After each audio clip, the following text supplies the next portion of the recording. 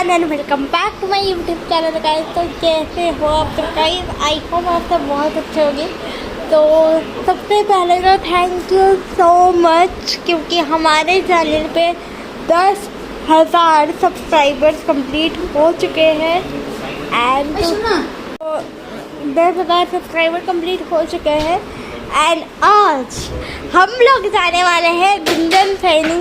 आप लोग तो जानते ही होंगे इंस्टाग्राम पे, अगर आप नहीं जानते तो सर्च कर लेना, बहुत बड़ी पोएट है। तो उनकी कविताएं सुनने एंड उनके शो पे आज हम जा रहे हैं।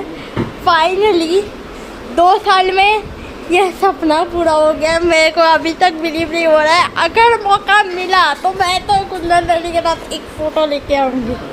एक फ़ोटो मुझे चाहिए है उनके साथ, क्योंकि मैं उनकी बहुत बड़ी फ़ैन हूँ। मेरे को जब डिमोटिवेटेड फील करती हूँ या कुछ भी फील करती हूँ, मैं उनकी पोएट्री सुन के अपने आप को हील करती हूँ।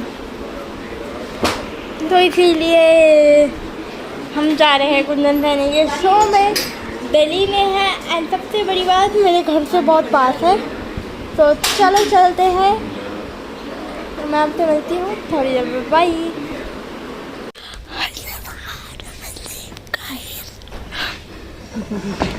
सामने থেকে দেখতে পাচ্ছিস দেখেছিস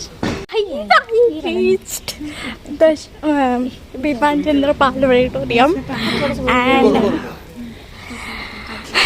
मेरे को सच में गूज़बम्स आ रहे, लिटरली बोल रही हूँ, गूज़बम्स आ रहे, इतना गूज़बम्स आ रहा है सच में सामने।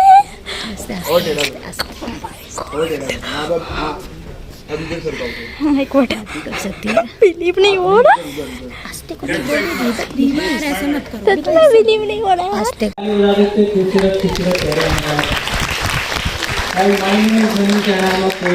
मैं शायरियाँ करता हूँ, ठीक है। और I am the opening act of this show. Opening act पता है, जैसे मैच से पहले एक वार्म अप होता है, ऐसी मेन एक्ट से पहले ओपनिंग एक्ट होता है। और मैं पहले बता दूँ, ये शो एक रिकॉर्डिंग शो है, तो कोई भी बीच में से ऐसे नहीं चला जाएगा। साइड से इत्मीनान से जाना, दिखाना आप लोग अच्छी जगह से हैं, ठीक है। एक बार तालियां बजा दो दोबारा। और मैं शायर हूँ, देखो एक शायर की लाइन बांध दो कि उसकी जुबान पर किसी का जोर भी हो सकता है, जो शरीफ दिखता है वो चोर भी हो सकता है। वाह वाह वाह वाह, क्या बात। देखिए चौथी लाइन इंपॉर्टेंट है। ऐसा दूसरी में जो आप वाह वाह कर रहे हैं ना, ऐसा फेंकना नहीं है, ठीक है। कितनों के दिल टूटे और हाथ उठाएंगे,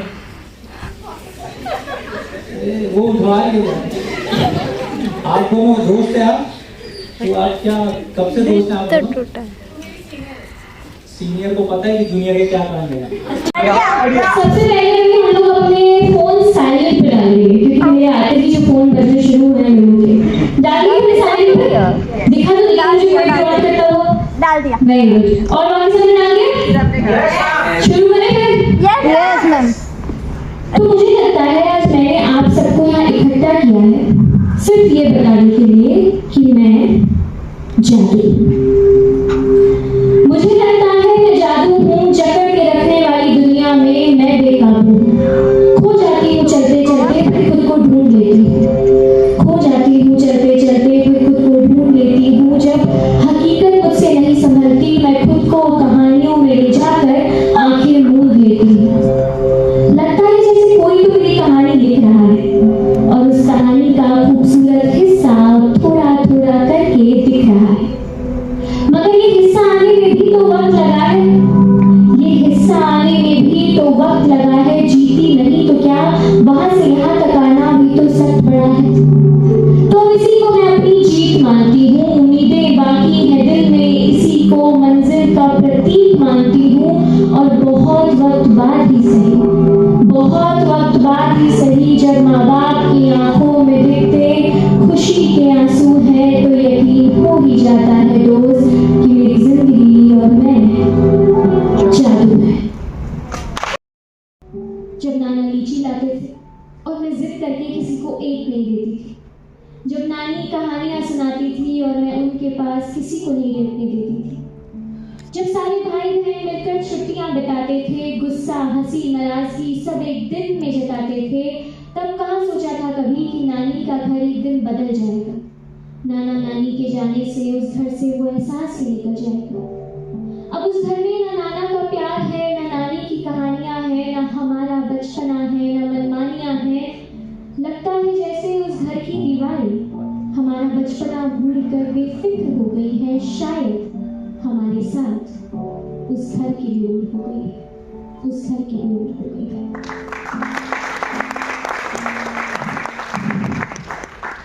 अब जो मैंने ऑटो वाले भैया बताए थे, उनसे मैं नाना की कहानी पे इससे लाई क्योंकि जब मैं उतरी ऑटो से और मैंने उनको पैसे दिए तो मुझे उनकी शक्ल देखते रिकॉल हुआ कि वही लंबा चेहरा, सफ़ेद बाल, आंखों के नीचे झुर्रियाँ, लेकिन आंखों में खूब सारा प्यार। ऐसा लगा जैसे ये बिल्कुल नाना का ही तो चेहरा है, बहुत हद तक उनसे मिलता जुलता चेहरा। और आज के दिन जब मुझे ज़रूरत थी तब इस चेहरे ने मुझे देखकर कहा कि आपका दिन मंगलमय हो। उस दिन बीच में बैठ के ना मुझे नाना की सारी बातें याद आई, जो वो कभी ऐसे कभी किसी को ताना मारते हुए बोल देते थे, कभी हंसते हंसते बोल देते थे, कभी जैसे कहते थे कि जिसे काम करना आता है ना वो काम खत्म करके ही आता है। अगर तुम्हारा दिल अच्छा है ना तो तुम। जब नाना लीची लाते थे और मैं जिद करके किसी को एक नहीं देती थी, जब नानी कहानियां सुनाती थी और मैं उनके पास किसी को नहीं लेटने देती थी, जब सारे भाई बहन मिलकर छुट्टियां बिताते थे, गुस्सा हंसी नाराजगी सब एक दिन में जताते थे, तब कहाँ सोचा था कभी कि नानी का घर एक दिन बदल जाएगा। नाना नानी के जाने से उस घर से वो एहसास ही निकल जाएगा। अब उस घर में ना नाना का प्यार है, ना नानी की कहानियां हैं, ना हमारा बचपना है, ना मनमानियां हैं। लगता है जैसे उस घर की दीवारें हमारा बचपना भूल कर बेफिक्र हो गई है। शायद हमारे साथ उस घर की भी उड़ हो गई है, उस घर की भी उड़ हो गई है।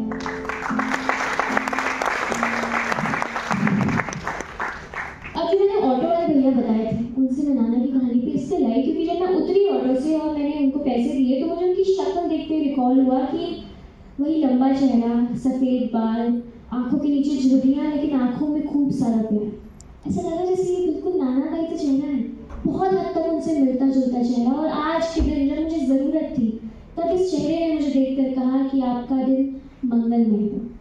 उस दिन बीच में बैठ के ना मुझे नाना की सारी बातें याद आई, जो वो कभी ऐसे कभी किसी को ताना मारते हुए बोल देते थे, कभी हंसते हंसते बोल देते थे, कभी जैसे कहते थे कि जिसे काम करना आता है ना वो काम खत्म करके ही आता है। अगर तुम्हारा दिल अच्छा है ना तो तुम।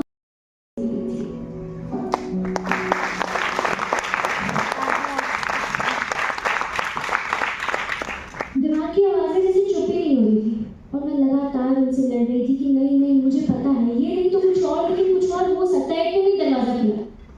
फारिक सर आए, उन्होंने hello guys, my mic is not working. Oh it is. कैसे हो आप लोग? अरे वाह यार, अच्छे लोग आए एकदम। फोन जो आप लोगों ने ऑन किया है अभी ऑन रखना, फिर ऑफ कर देना, ठीक है? कैसे हो सब लोग? बढ़िया। सबसे पहले अभी हम लोग अपने फोन साइलेंट पे डालेंगे। कहानियों में ले जाकर आंखें मूंद लेती हैं। लगता है जैसे कोई तो मेरी कहानी लिख रहा है और उस कहानी का खूबसूरत हिस्सा थोड़ा थोड़ा करके दिख रहा है। मगर ये हिस्सा आने में भी तो वक्त लगा है, ये हिस्सा आने में भी तो वक्त लगा है। जीती नहीं तो क्या, वहां से यहाँ तक आना भी तो सच बड़ा है।